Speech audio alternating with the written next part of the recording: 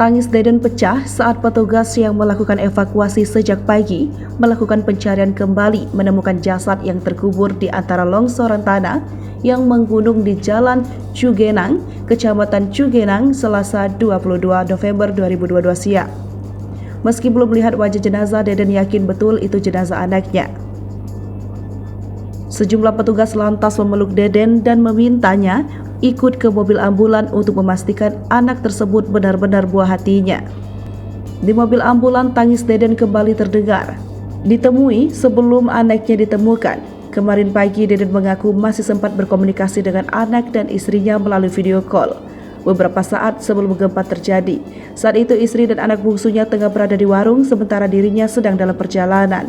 Saat itu anaknya sempat menanyakan kapan ia pulang. Deden menjawab ia akan pulang segera. Namun tak disangka komunikasi itu rupanya menjadi komunikasi mereka yang terakhir. Anak dan istri terkubur bersama warung-warung lainnya yang ada di tepi jalan raya Cugenang Cianjur. Wilayah yang tertimbun berada di antara Kampung Pos dan Kampung Cugenang, Desa Cijedil. Akses jalan yang menghubung Bandung dan Bogor ini tertutup material longsor sehingga menimbunkan jalur nasional. Jalur Jakarta-Bandung sepanjang 300 meter.